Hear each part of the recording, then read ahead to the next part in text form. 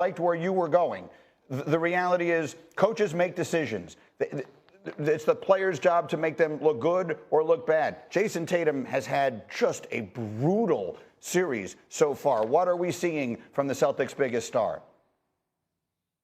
Well, I mean, he's not stepping up. And look, you know, playing with Paul Pierce, you know, in my Celtic days, the one thing I will acknowledge about Paul Pierce was that he took pride in protecting his career, right? He took pride in individual matchups and not losing games on his home floor.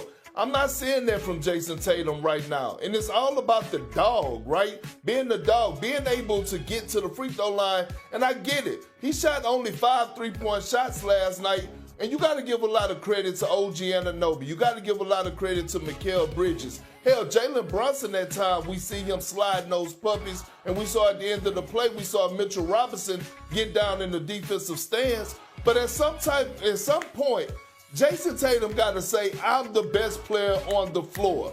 I cannot be guarded. He's one of the most elite scorers in the game today, and I just don't see that tenacity. I don't see that dog in him. And this is, I thought, was going to be his moment after being disrespected all summer long, that he was going to be ready to protect not only his championship, but definitely protect his home court and his crib. And so they're down 2-0.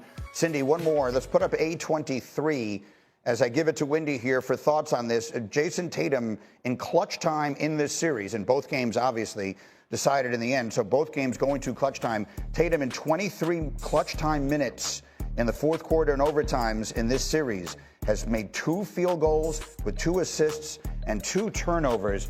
Wendy, what are we seeing from a Celtic team that you described as, I don't want to say shaken up, but confused by what has happened in the first 2 games? Yeah, it's a difficult situation for me to try to get my arms around because the Knicks seem to be comfortable being behind in the fourth quarter. That seems to be where they prefer. They like the feeling of walking the team down. And when you look at the fact that they have won 5 consecutive road games by 3 points or less, which has never happened in NBA history before. No team has done that in a whole postseason. No team's ever done that more than 2 times in a row. They've done it 5 road games in a row. They seem to be comfortable playing from behind. And that is an unusual thing for me to understand. And the Celtics seem to play tight. You would think being up 20 at home, that's when things get rolling. But they seem to tighten up. And I can't explain that. And I think a lot of people are having trouble squaring how this is happening. The results are not matching the process. I really am having a hard time figuring out where this series is going to go. I got you, Wendy. But I will offer this, too, in watching these 2 games. And in the playoffs at large, I think when you have teams that still have room to grow by the time they hit the playoffs, something unique can happen. Based on what we've seen in these first 2 games, I'm wondering if we don't know the entire story when it comes to health. And I'm wondering if you've sort of seen these guys peak earlier in the season. I mean, if you think about the basketball life of a Jayson Tatum, a Jaylen Brown, these guys have been in the Eastern Conference Finals the last 5 years together, and Jayson Tatum, has one more additional run than that. So when it gets late, to Wendy's point of those guys tighten it up, they look tight, they look tired, and the Knicks, meanwhile, to me, have grown through each game in this series. When we talk about the health, let's just be clear what we're talking about. Brown, there were the injuries, the Holiday, knee is a concern, and Porzingis is a major concern. He's only played like 25 minutes in this series so far. Missing him is a big part of what they do, but I'm telling you, I still think it all boils down to 25 for 100. Because they rely so much on the shooting percentage from 3 in the 2 games. When you're tired. They rely so much on that when that's not going down, it's sort of, now we got to drive the ball. We got to do things that are not comfortable, that are different, but they always rely on burying you with 3s. And when they're not going down and that's in the back of your mind, it does change the way you feel. Because now that default that you're so used to being there is not there anymore. And when they don't have that and they go 13 straight shots without making a bucket, and the other team, as you said, Monica, has a little bit of a toughness about them that they keep scratching and clawing, Like, that is a recipe for disaster. But let's also not forget. Look at there are your numbers, though, Alan. Again, just to illustrate your point. 25 for 100. They shot 25% in game one. They shot markedly fewer threes last night, for whatever it's worth, but they shot the same percentage. And we had the stat in the essay that we did yesterday. When they shoot above 30% from three-point range, regardless of the number of attempts, they're basically unbeatable. And when they shoot lower than 30%, they're very much beatable. Perk, go. So we're not going to address the elephant in the room. What's the elephant? I'm gonna say the quiet thing.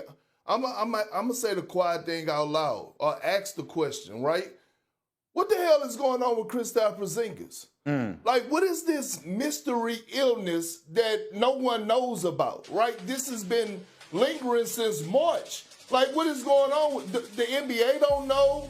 Like, nobody knows what's going on with him. And it's concerning because, like, he's on the floor. Is it contagious? Is it not? Is it, like, what's happening? We need some answers here. So, like, you, Wendy, what do we know? Keep saying, oh, he's out. I spoke to him last night.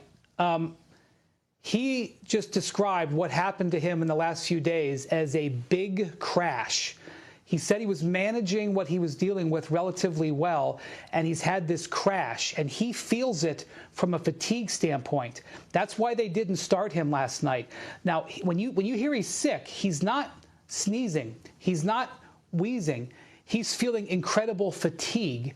Boston is one of the leading medical cities in the world. He is an NBA player with a huge investment in him. Trust me, they have taken him and had all these specialists look at it. This is a problem.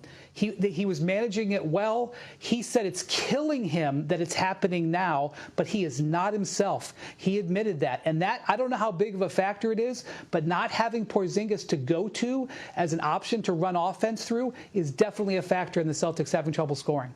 I believe it is a huge factor, Big Perk, and I think that's what you were getting at. He was their cheat code. As we watched their run through the playoffs last year, when they had a healthy Porzingis, they were, for all intents and purposes, unbeatable, and they missed that in this series. There's no question about it. Perk. I mean, look, last year, it wasn't Jokic, it wasn't Embiid. He was the best post-up guy in the league last year. He led the league in the post-ups, right? When they ran high pick and rolls with him and they got the switches, they threw it down to him on the low block or at the nail, and he was able to take advantage of it. The Celtics don't win the NBA championship without Kristaps Porzingis. He was the one that gave them the separation in the NBA Finals against the Dallas Mavericks on both ends of the floor. So I'm not throwing shade or going at him. I'm just trying to understand what is going on. You know, what is happening with him? Nobody is saying nothing. It's just a big mystery, and I think we all deserve answers.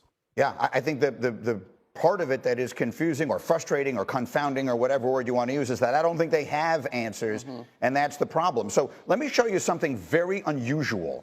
A27, so here's the poll. I want to set it up by telling you that the Celtics, who opened up the series minus 900 favorites to win, are now the underdog in this series. Okay, the Knicks are favored at minus 115. The Celtics, however, all these from ESPN Bet. The Celtics remain the favorites in the East. It is an unusual wrinkle in the way gambling works. But the Knicks are now favored to win this series, but the Celtics remain the favorites to win the East. It has to do with how prohibitive a favorite they would be if they get to the next round. Can't figure it out either. So I have, exactly right, I have the poll up, and you just saw it a minute ago. If you go to my page on Twitter X, which is at ESPN Greeny, I ask, who's going to win? And right now, it is 50. That's crazy. 50.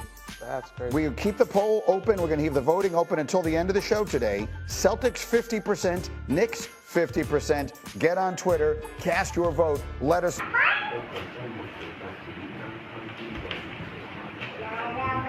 Xin chào bạn ạ, ngày hôm nay mình sẽ hướng dẫn các bạn làm cây kem nha. Bây giờ mình sẽ làm điện thoại.